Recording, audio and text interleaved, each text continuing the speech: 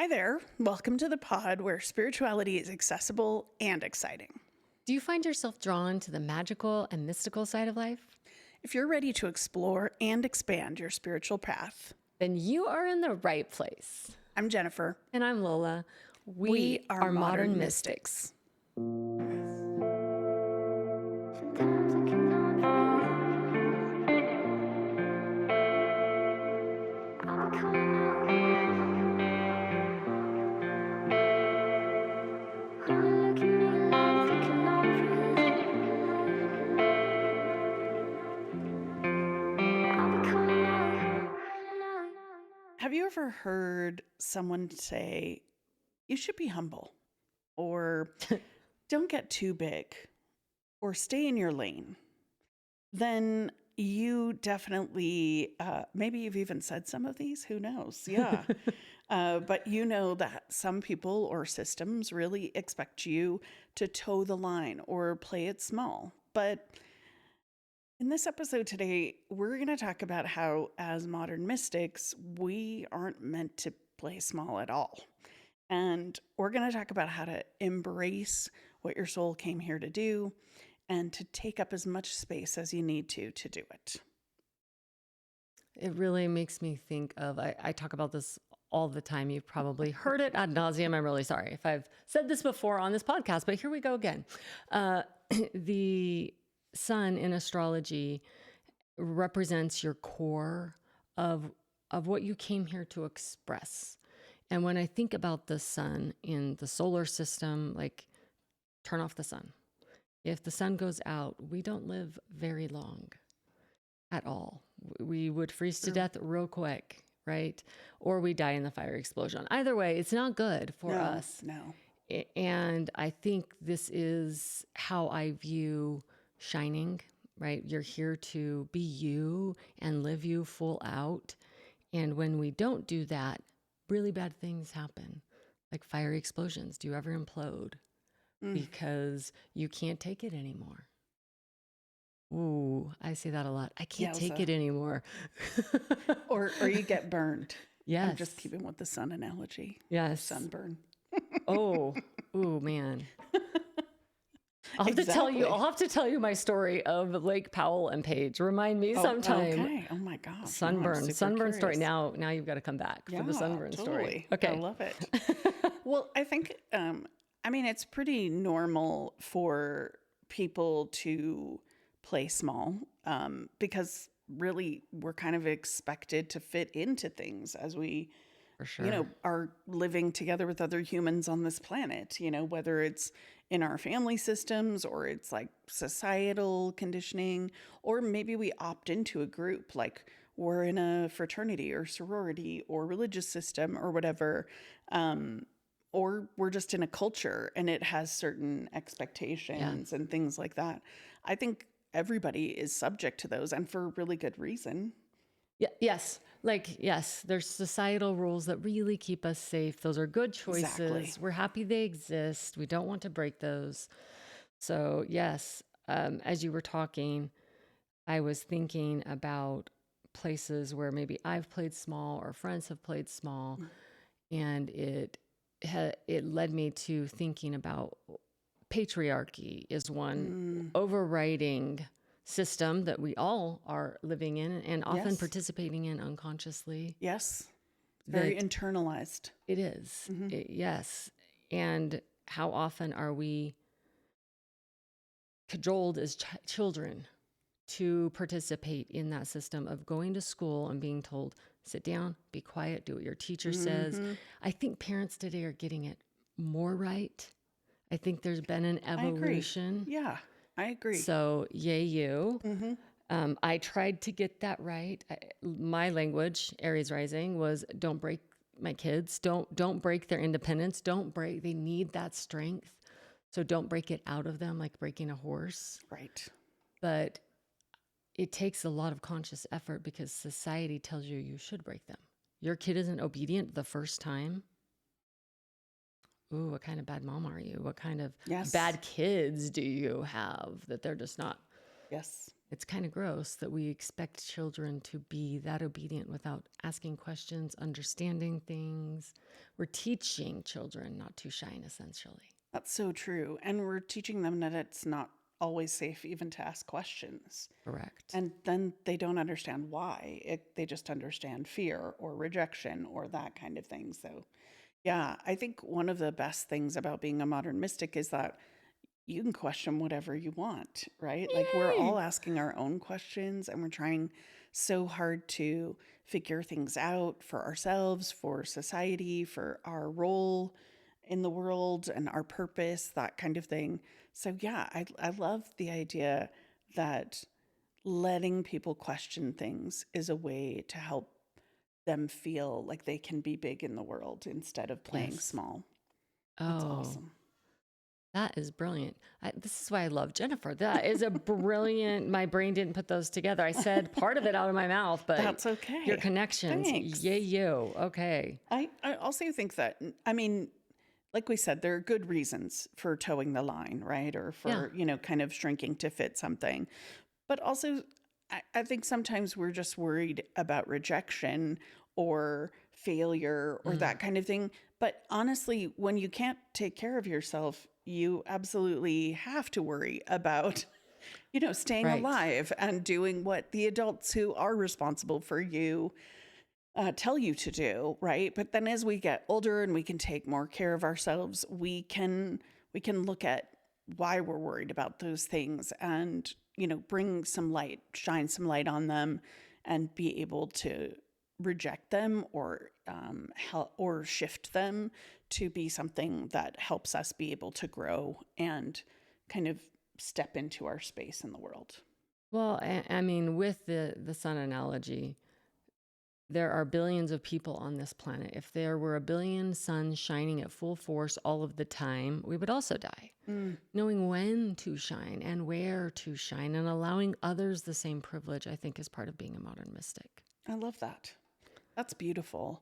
And you're right, because we're all at different kind of places in our Yeah. journey. So why wouldn't we be shining at different degrees or different brightness levels? Right. Yes. Yeah.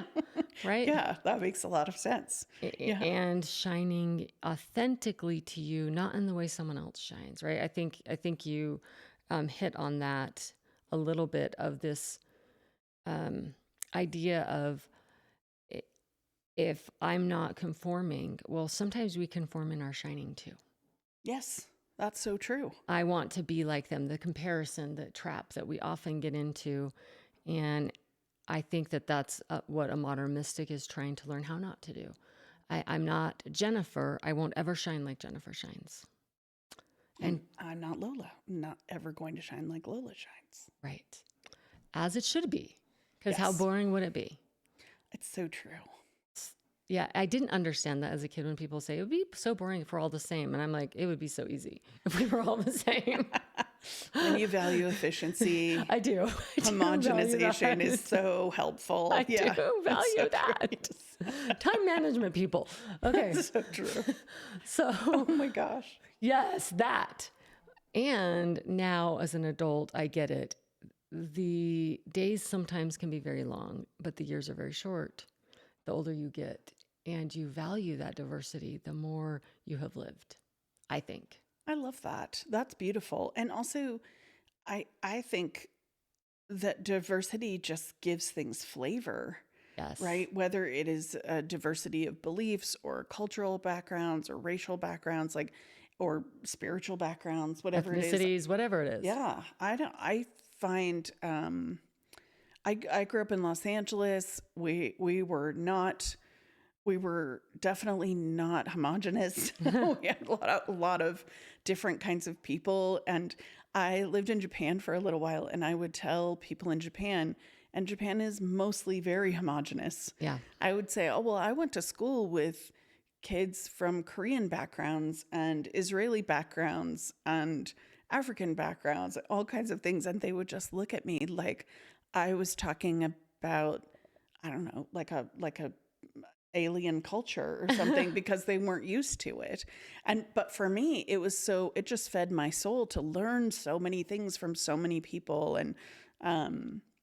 and just be able to enrich my own learning by being around people that weren't like me.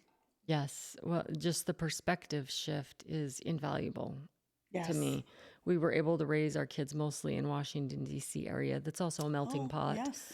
right? And a lot of diplomacy. So people from other countries are even temporarily there Yes. that aren't trying to stay in America, that are Yes. going to go home. And so they're more tied even deeper to their cultural and the roots of their home country, however you say that. And it was really, really a fascinating place to raise kids, Yes. because it's one thing to bet. visit a culture and live in a culture as an adult. It's another to deal with the secondary layering of children. Yes. That's kind of its own little It is. world, isn't it? It Yeah. is. And school and Yep. social circles, and as kids grow, how they change. Like in Yeah. Japan, people don't really go to each other's homes Right. as much. That's not a cultural norm. And That's so true. play dates were at third party places, not in either home, Interesting. which I really liked. I Yeah. don't know you, really. Yeah. Just because you're my kid's friend's parent, I don't know you. Yeah. There's a level of safety in Yeah. having a third place. So when we shine fully, we get to teach people things they've never would have thought of or occurred to them Yes. that can really benefit them. Yes. This is a smaller example of like a family thing versus like a cultural thing, but Yeah. I have a very big Italian Irish family. So when my brother-in-law was first sort of integrating into our family, he comes from a much more reserved German, Oh gosh. Oh gosh. a little more introverted family line than our family was. Than this. And we were visiting family for, I think it was like Christmas, and he said to me, like really quietly, "Do we have to kiss and hug everyone every single time we come and every single time we go?" And I said, "Yes." And because it was so foreign to him, and he was so stressed about it, and he eventually did, I don't know, get used to that, if that makes Right. sense. And it wasn't too stressful for him. If it was, he probably would have figured out like a workaround or that kind of thing. But his whole thing was like, really, we have to kiss everyone on the mouth every single time we see them? And yeah, I'm like, yep. When we come in, when we leave, it's just kind of how it goes. We're just a big, loud, loving family. That's just kind of how it goes. So we think there's a lot of different ways that I don't know, learning different ways can expand. In his case, it was just like affection, but it was really fun to be able to kind of see. And now he's like the first one to like kiss people when he comes in, and so it's really lovely. I mean, you say just affection, but think about talking about patriarchy. Mel, growing up, don't show emotion other than rage, anger, right? Those are Right. acceptable emotions to That's so show. true. Nothing else can show. So displaying PDA, public affection, is that even manly? I have to kiss other men on the lips. Is that even manly? Not only is he able to express publicly affection, he's able to express affection that maybe would be deemed unmanly That is very true. by I American like that. standards. Yeah. One of I my didn't really think good about that. friends is Ukrainian, and her brother grew up there and then came to the States as I can't remember if he was like 12, 15, teenage-ish years when he got here. And he's still like, he's the most manly dude ever. He was our personal trainer. He's amazing. I love him to death. But he's very European. And he's very affectionate and very open in ways that American men are not. I was so glad my kids had that around them growing up, that it's okay to that's awesome. kiss people on the mouth when Yeah. you meet them. It's normal customs in other Yep. places. I love that. And that your family has kept that tradition is beautiful and loving and Yes. affectionate. So just affection opened up his entire world That's so true. by your family shining. I love that. Yeah, I think there are a lot of different ways you can tell, aside from being a little bit nervous about new customs, Yes. how you may be sort of shrinking your spirit. And some of them, are appropriate to particular places or systems or whatever. And sometimes there might be places where you can kind of reclaim them and go, I don't know, do I need to do that? So I think definitely like downplaying your gifts is one of them. Sometimes, or even just your talents or insights. Sometimes people spend a lot of time and money developing their skills, their gifts, whether it's like at work or home or whatever. Sometimes it's interpersonal skills. Sometimes people have gone to school for a long time and gotten multiple degrees, and they've spent a lot of time training. But and it's okay to be humble and give a lot of different credit to a lot of different people. But if you're constantly downplaying your accomplishments Yeah. or things like that, then you might be trying to kind of play it small. One of the things you wrote in here that I think is a big key to clue in that maybe you're doing this, it reminded me as I read it, oh, I did this last night. Apologizing for your presence, your ideas, your boundaries, for basically taking up space. I'm pretty good at shining and being me now, but after I'm me, I apologize for being me. Oh my gosh. All the time. Like I was part of a group last night. We were planning a thing. And after it was all over, I was like, I'm sorry, I talk too much. I say that all the time. I'm sorry, I talk too much. I do talk a lot and I process quickly and I process verbally. Yep. So I do talk more than other people in the group often. But often when I'm talking later, people thank me. You said that and I couldn't say it. Thank you for Right. saying that. Thank you Or for I was just speaking up. thinking it, and Yes. you gave words to what I was thinking. Yeah, Yes. I love that. But even more so, some people can't speak in a group. That's not the way they shine. That's very true. And often I do give voice for those people. I feel them even as I'm in a part of group. I did it as a kid in elementary school. I would raise my hand and ask a question that I didn't need because I could tell they were struggling. And so I would ask where I could see they were broken at in like math or whatever. I did that all the time because I'm hyper aware of other people. So Fascinating. that shining of talking too much, who says? Well, and also it's another sign sometimes that we're playing small, which is just like part of that is also just seeking for validation that you weren't talking too much, Yeah. right? Like sometimes we just want to know that what we are is okay, or it fits, or it didn't distract or whatever. And I think that's very normal. I think if you're always looking for that validation, or you're always kind of doing that instead of trusting, your inner knowing or your inner sense of right or wrong or whatever, then that can also be a sign that you're like, okay, I don't want to take up too much space. So I'm just gonna downplay in a different way. Yep. But I really want a lot of validation, and I Right. think that's a really big way that people can do that as well.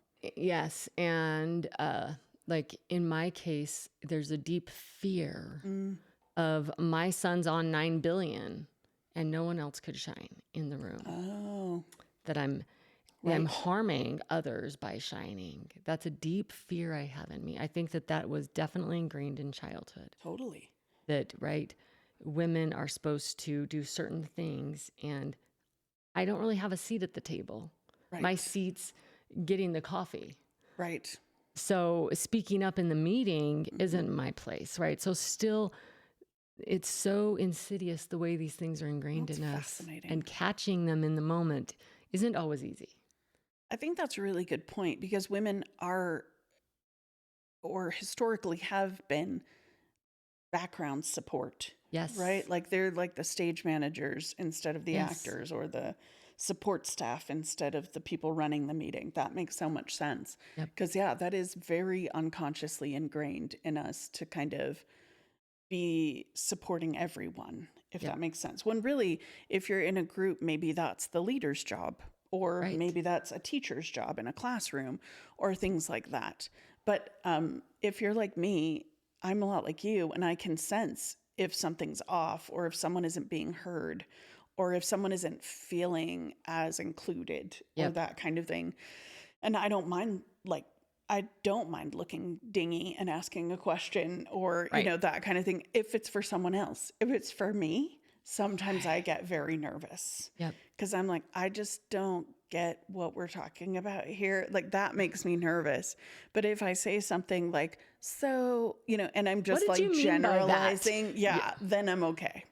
But I think that's also another sign of playing small, is just this kind of fear of taking up too much space, right? Whether it is like emotionally or shining.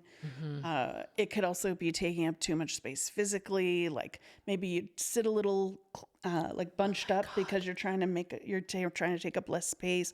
Or like my favorite example is like when you're in an airplane and nobody really knows what And everyone armrests sits they're like supposed to this, have, and like I'm all everyone's like twisted. this. Yes, exactly. Twisted Or over there are myself. people that literally just get in there and spread out, and they've got both armrests, and you're like, what's happening here? So there Yep. are some people that don't mind at all, but I think there's something about, apologizing and trying really hard to not take up as much space, that is really difficult. And sometimes, you don't want to disrupt things, and that's just being thoughtful. Right. But sometimes if you're holding back because of that, if you're holding back too much because of that, you could miss out on some opportunities, or you never know. Like Lola was saying, you could be saying something everyone else is thinking, or you could be, giving voice to something that maybe someone hadn't quite formulated yet. So, yeah. And sometimes you're really just meant to kind of shift things by, speaking up or taking up space.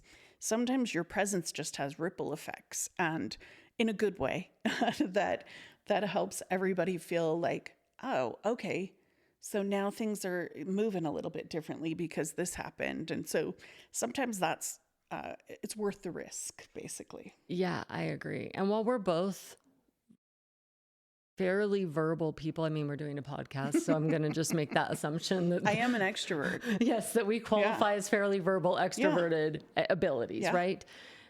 Sometimes your gift in shining is not that. That's so true. So I just want to highlight, right? Like I have really good friends, and maybe this is part of why I'm such a talker also, is I have friends that their gift is holding, I call it sacred space. They don't have to say a word and they communicate volume. I love that. So, shine your way. Don't shine my way. Don't shine Jennifer's way. Shine your way. What's your way? But take up space that way. I love that.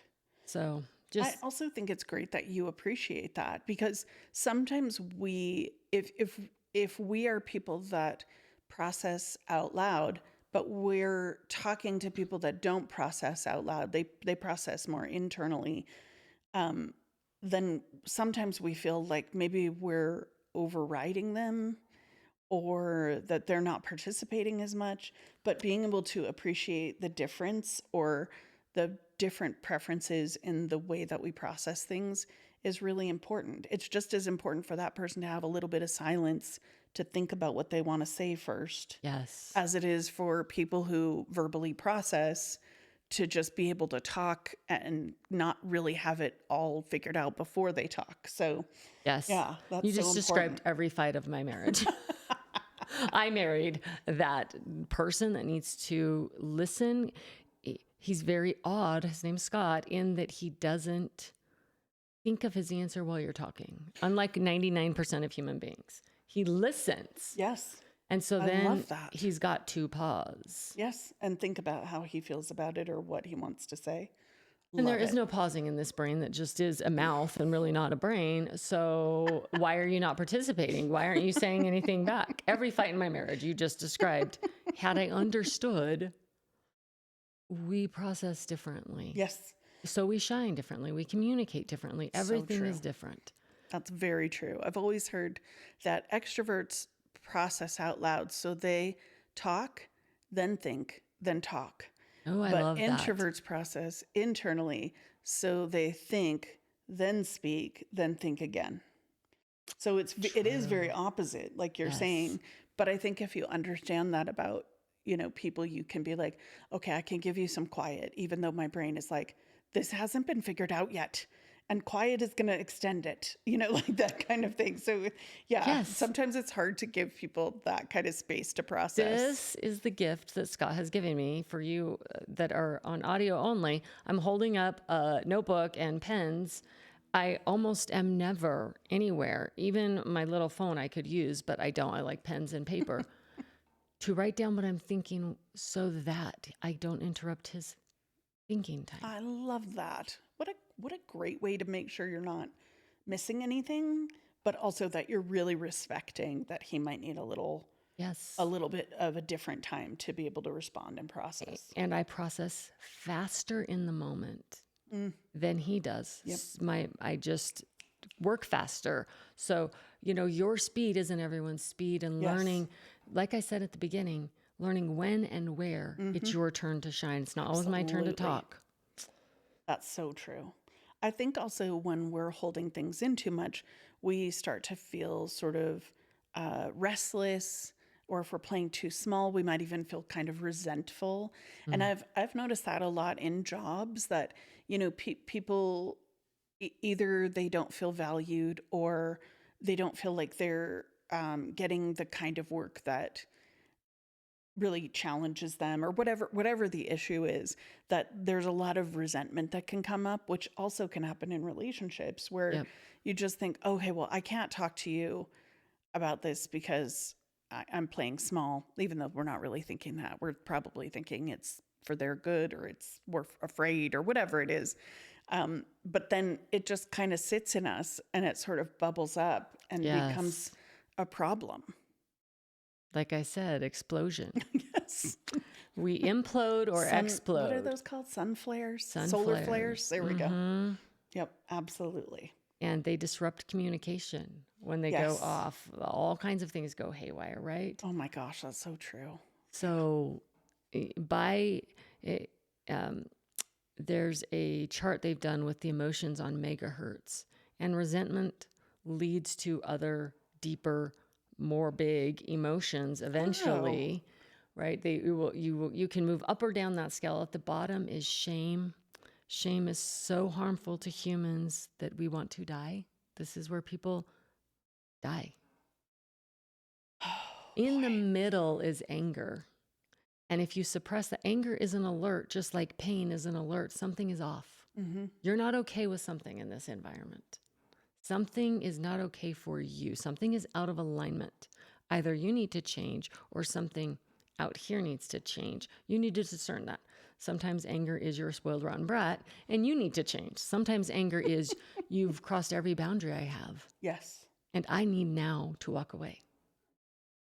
I love that, because I think a lot of us didn't necessarily grow up learning either how to channel our anger the right Right. way, or what to do about it. Or maybe some systems really don't value arguing or confrontation. Right. And so you might think, well, I have to play small because no one really stands up and, says something that could be a confrontation in this system too. Well, and is anger even okay? Yes. Am I even allowed to be angry? Like, I was raised that losing your temper was a sin. Oh, goodness. So if you get angry, I was raised Christian. I am making Christ suffer if Oh, I dear. get angry. That's heavy. Carry that around as a child. Yowza. So, can you even speak that anger? Yes. And then when we suppress, we're moving down that scale on our way to shame, at which point we either explode or implode. And implode usually looks like we're not here anymore. Yes. Oh, my goodness. So shining and not shining have real consequences for real in your real everyday life of learning how to Anger is healthy in some situations. That's true. I think sometimes people just feel really comfortable like dealing with their stuff by themselves, Yep. but then other people just it goes unexpressed in any way. Yep. And then everything is energy, so it kind of stays in our body. And sometimes, it becomes kind of a restless energy. Sometimes it becomes pain. Yep. Sometimes it becomes, I don't know, headaches or digestive upset or, all kinds of things. Lack of mental clarity, Yes. And some confusion. people feel very comfy just, kind of being on the outskirts of things, and that's Yep. fine too. But I think one of the things you need, like knowing ourselves as modern mystics, is really important, and understanding what our preferences are and what really does work for us, and maybe just what we inherited and it really doesn't work for us anymore is really important. Yeah, and on that topic of like childhood conditioning and this idea, many modern mystics are very sensitive people, and we were sensitive as children. And if you grew up in any type of truly abusive situation, even dysfunction, this could have happened. But if abuse, for like serious abuse, more than likely you were conditioned to manage other people, make sure everyone around you felt okay. And you did that in fight, flight, freeze, or fawn, or any other variation of that. I know there's even more that they're coming up with now, which Yeah, I'm I've heard glad. that I'm too. glad that we're identifying I agree. how we respond to trauma. So know that part of a trauma response can be dimming or aggressively shining to an unhealthy degree. Mm-hmm. I have to fight. If I'm not first, I will die. That can be a trauma response. It can be ego. Definitely. It can be arrogance. So being honest with yourself is also part of a modern mystic's job. I love that. I think also, aside from just feeling restless or resentful, we can also start to feel kind of spiritually numb, where Oh, we just don't yes. feel connected to anything. And when you're disconnected from yourself and you're not expressing who you really are, then you might feel like you're kind of suppressing yourself, quieting your soul, that kind of thing. And it can help you feel like you're just disconnected from everything. And that was my experience when I was in organized religion. I definitely felt connected to something bigger than me for a long time. And I definitely felt connected to fellow spiritual followers, Right. but I didn't feel connected to myself. And then See. if I wasn't connected to myself, it started to affect my ability to connect to others or to something bigger than me, because I didn't feel like I was showing up in a true or authentic way. And so that was really hard for me too. And I do have a lot of people who come to me, like a lot of clients who come to me and they're like, I'm not feeling anything. And there's a shamanic saying, and I'm going to butcher it, so just please be patient with me. But if the saying is that if people came to shamans in times past and said, I just don't feel connected, or I'm not happy, or I'm sad, or whatever, then they would say, like, when did you go outside last? When did you dance last? Things like that, like things that are connecting, right? Grounding, things that help you feel like you're connected to nature and that kind of thing. And not that that's what everyone needs to do, but I feel like anything that kind of helps you slow down, connect to yourself, get some presence is a good way to get some perspective. And that's really what we're looking for in a lot of ways from spiritual traditions, is a little bit of perspective and peace of mind through connection. I love that you brought up embodying you, right? Get back in your body. Yes. Dancing is an excellent way to get back in your body.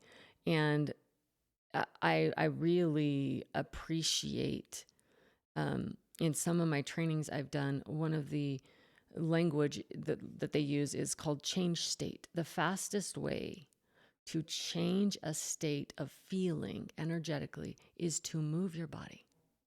Oh, So that if makes you sense. are depressed and suppressing energy, think of a balloon being depressed. If you are feeling that inside of you, if you put your head and look up and raise your hands up in the air for 10 seconds, your body will shift Oh, out of a depressed state into an uplifted state. that makes so much sense if you're a Grey's Anatomy fan or if you've ever Yes. seen they do like the little Superman pose because it's supposed like doing it for a minute or whatever is supposed to give you a feeling of power and confidence. And why wouldn't different like movements of your body Yep. induce different chemicals in your brain or different perspectives or things like that to be working? I just think that's so awesome. So you were talking about one of the signs of shrinking can be physical body, right? Oh, So I'm definitely. leaning forward and scrunching Yes, my or shoulders. slouchy. In high school, my boobs developed too early and they weren't small. And I was so self-conscious. I played violin, so I had very good posture, Oh dear. exceptional posture. And people would be like, why are you sticking your boobs out? I became so self-conscious Oh of it no. that I did. I would like literally hunch over Oh, and to hide yourself. Yep. hide me.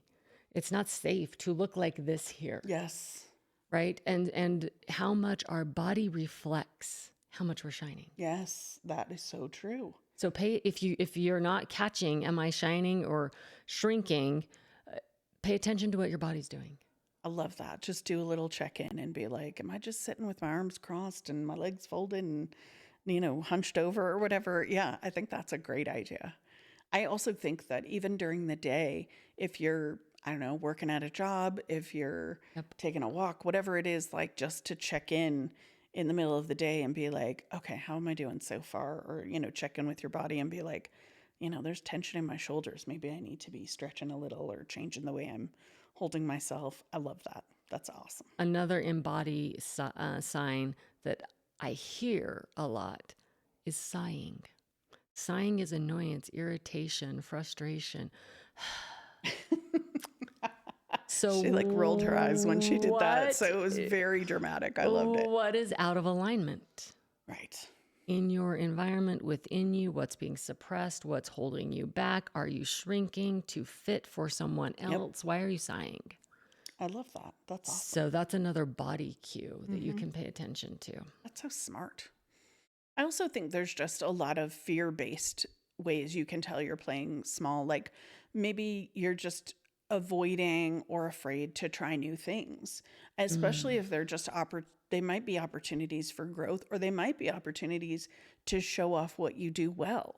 They might even be ways for you to discover things you're good at, but you're like, no, that's okay. I'm good, And it could be that it's stepping into a leadership position. It could be that it's joining something you haven't, or taking a class on something, or trying a meditation class, or whatever it is. But sometimes I feel like we call them comfort zones, but sometimes I think you might stay in a comfort zone of invisibility or of playing small. And so it's really important to pay attention to what am I saying no to or avoiding, and that will be a really good thing too. That is a brilliant cue to be looking for. And I do want to point out, often that can be a trauma response. Sure. It's safer Yes. to stay small. I'm less seen. Nobody's noticing me. I can Yes. sneak by in the background and no one will yell at me, Yes. hurt me. I'm safe. Yes. So if there is trauma, it's very hard to shine fully if you haven't done your work to heal your trauma. That's so true. I had been a professional psychic for probably 8 or 9 years when people who wanted to do this for a living as well came to me and wanted advice. And I'd be like, why are you asking me? Right. If you're a psychic, I'm like, talk to your guides. yeah, I'm like, aren't you? But I think that, I know, So isn't funny. that so funny? Because I feel like the biggest psychic joke is like, well, didn't you know that? Or didn't you see that coming? But for me, it was more avoidance of like stepping into the spotlight or a little bit of imposter syndrome, which also kind of happens and makes us play small. And I'm a a Capricorn. We put our heads down, we do our work. I had not been really Yeah. paying attention to the fact that other people might be looking at me for things or looking at me for ways that they could duplicate that or something like that.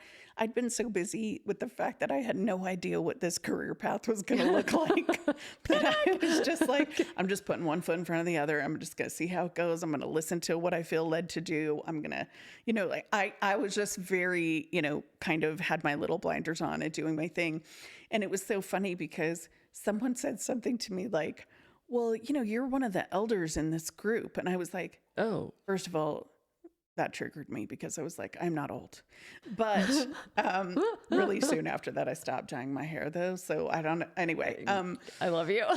I'm just like, I don't know, maybe this. But then I realized like, after you've done something for a certain amount of time, we say people are experts, Correct. right? I think they said 10,000 hours or something like Yes. that.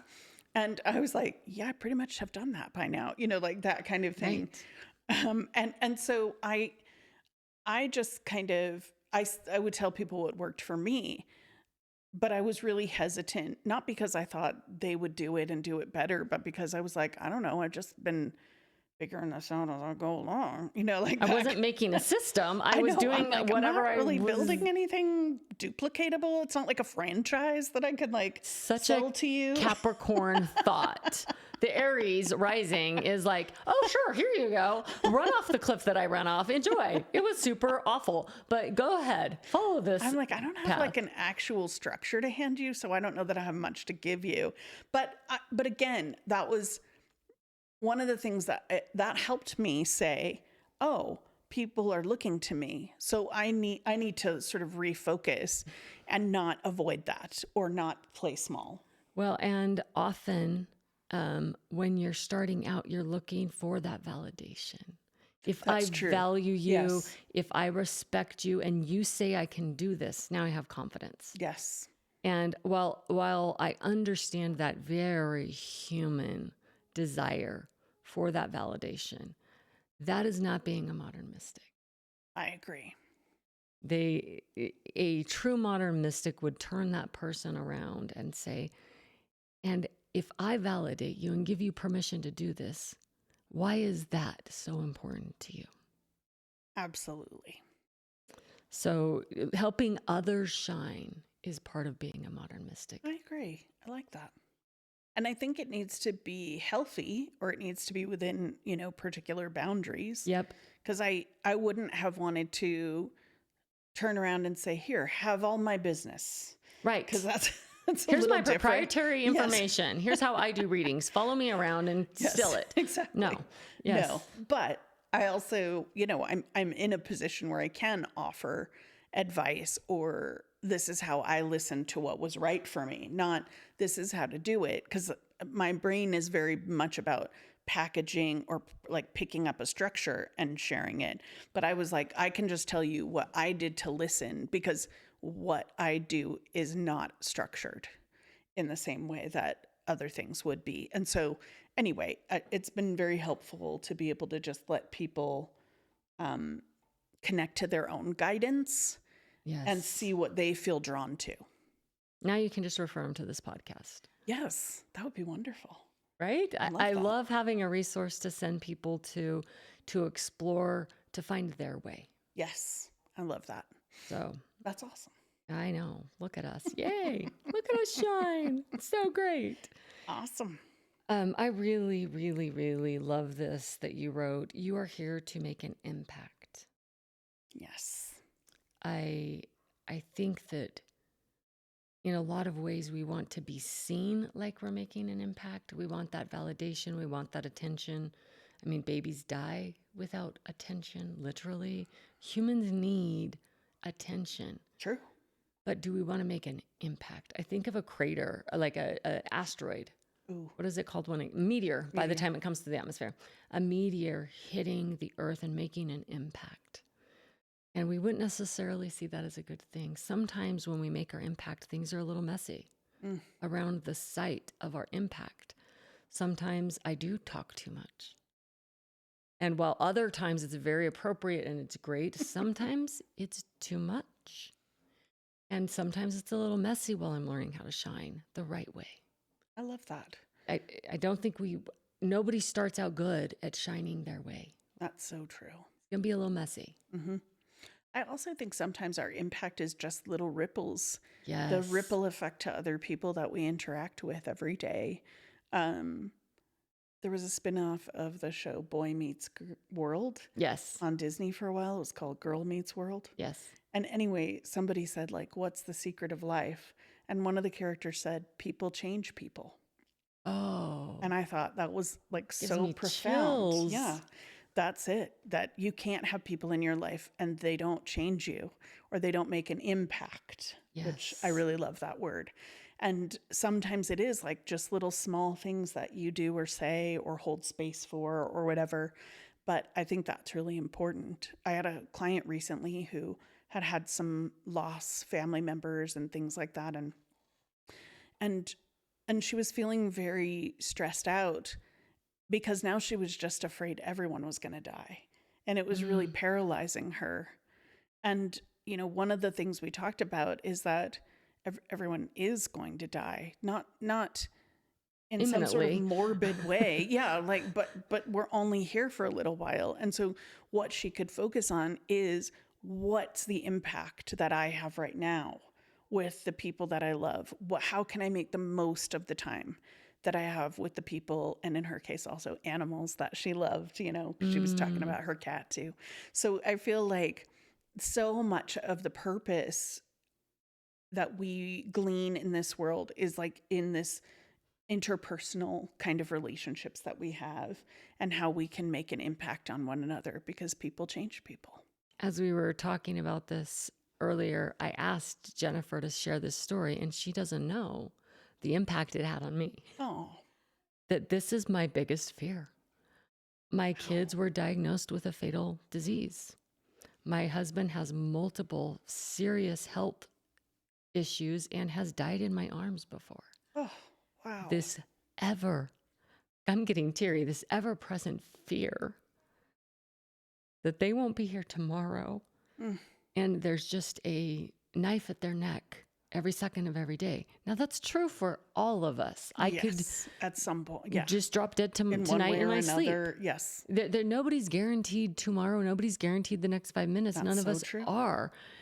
And it has made me live a very present life on one hand and a very fearful life on the other. And the impact of that story, because I've been toying with this idea, fear is a motivating force often in our lives. And That's for me, true. it's been a very motivating force. I get to work in a fast and I do a lot of crap because I have today. right. So it's worked well for me. It's served me, if you will. But it doesn't really serve me anymore. And I can grow beyond that now. I love that. But it's been really hard to let go of. And as you're sharing that story, it was my second confirmation. Your impact, right? We don't know. You had no idea. That is my fear that I've walked around with for 30 years. How would you know that? I would not. Right? We don't know what people are carrying. Mm-hmm. Even if we know them well, we don't know the deep, dark fears that live in them.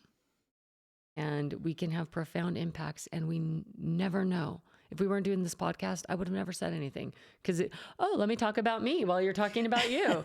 No, gross. So you would never know that. That's fair. Yeah. We have no idea the impacts we make when we just shine and are love us. that. That's so beautiful.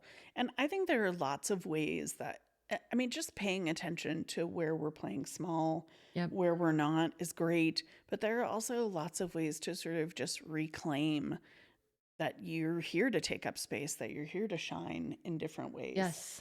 And I think they're like sharing our stories is definitely one of them because it helps us. I don't know about you, but every time I listen to someone talk about their life experience, either I get like a little light bulb moment where I go, oh, I just learned this thing, or I got an insight or whatever, or I just feel comforted because I've kind of been there, done that, and I don't feel quite as alone. So I feel like being able to do that is really great.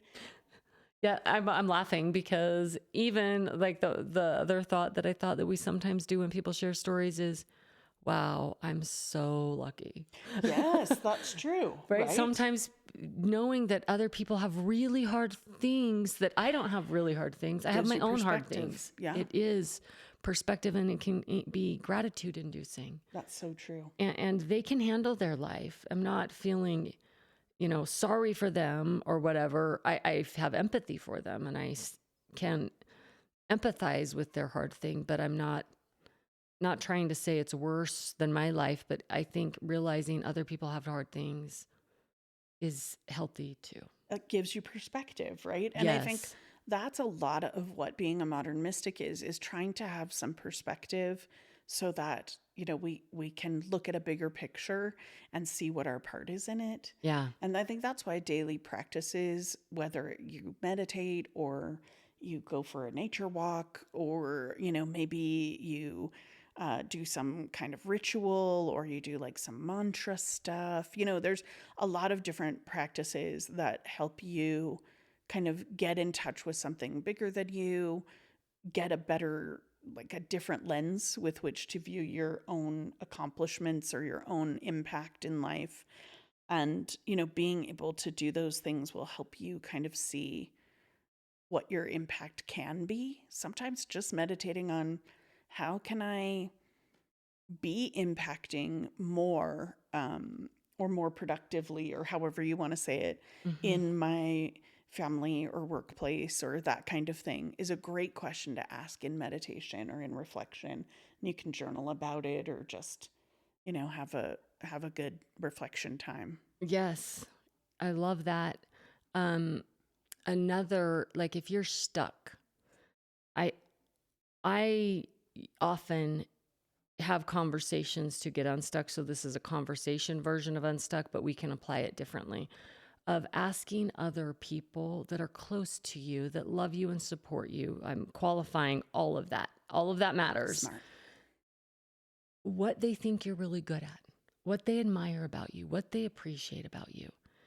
Because we often take our gifts for granted. Yes. They're like breathing. They're so easy for us that we don't necessarily, we think anyone can do that.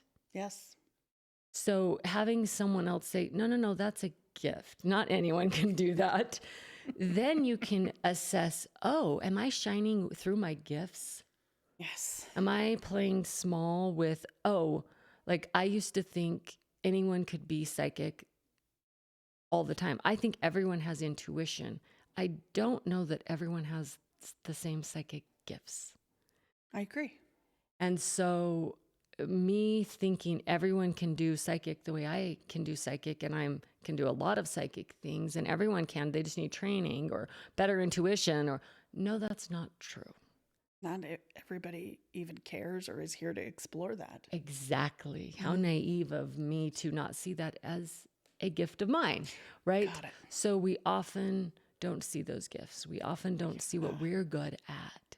I especially love when you talk to people that have known you through different iterations of yourself, Yes. right? Like they'll be like, well, that time in junior high when you did this thing, and you'll be Exactly. like, what? Why do you remember that? But it helps you go, oh, that version of me did it this way, and this version of me is doing it a different way. And I just find it really fascinating because, like, people you've known for a while can be really good keepers of your history Yes. and give you a lot of perspective, which is really lovely. Yes, and validating, oh, that's a gift because I did do it when I was 12, Yes. Oh, that's so true. Yeah, right? absolutely. Okay, sorry, I kind of derailed that a No, little you're bit. You were okay. going, but I was like, the oh, only other thing I was going to say is that I think that affirmations are really lovely as far as, helping kind of reset your mind or focus your mind differently. So you can say affirmations that are like, it's safe for me to be seen. I'm allowed to take up space. I'm here to make an impact. You can say those kinds of things as little mantras or as affirmations and kind of help your brain come back to, oh, right. I'm in the forefront of my brain is it's okay for me to take up space so that if my programming kicks in and limits me, I can maybe have a conversation with it and sort of shift my perspective, which I think is really great. And I also have some journaling prompts that we can put on the Patreon yeah, that will help you kind of look at, well, where or evaluate maybe where am I playing safe? Where am I playing it small? I mean, things like that. And that would be really helpful, I think, just to kind of let you, think about it a bit and get more in touch with where you might be missing an opportunity to make an impact. Well, and we had a conversation about this word bigness, and I'm super for it. Stepping into your bigness. Like often that word brings up negative connotations for people, and we want to claim it in a healthy and shining bright way. The sun's gravity is the biggest in the solar system. And you're meant to be that big of a gravitational force in your own life. You're the main character in your own life. You're supposed to be big. Your love name that. should be the biggest on the billboard in your own life. I love that. So you're meant to be that. I love that. And honestly, every time you embrace that, every time you step into it, you kind of give other people permission to do the same thing unconsciously. Yep. Because when we don't have models for kind of listening to ourselves or being ourselves unapologetically, then we do kind of play it safe. But if we have other people, who claim their own self-authority as a modern mystic, for example, then maybe we create a lot more modern mystics Yep. in the process and help that ripple effect throughout the world be even bigger. Yes. It's June, it's Pride Month, and I don't want to let that go without mentioning it. And I think one of the best things about Pride is loud and proud, teaching people to shine in who they are. I think it's the perfect example of what we've Not talked trying about. to hide. Yeah, I love that. So That's a really good point. just kind of hit me as you were Yes. sharing there of, yes, be you, Love that. be loud and proud. Perfect. I like it. Well, Okay. we would love you to follow us and to leave a comment about ways you're learning to shine or moments even like we don't have a lot of spaces where it's okay to brag about ourselves. Yeah, Tell us what you're great at. Tell us how you shine. that's a great idea. We I want to love that. celebrate you. Yeah, absolutely. I want to know what you're great at. I So do too. I love that. yeah, figure it out and let us know if you don't know. And if you do know, brag a little. We want it. I like it. Yeah. Is there? Oh yeah. We got this. We are sponsored by Oh, yes. Astrology Phoenix. And readings and more by Jennafer. Thanks so much for joining us. Bye, guys.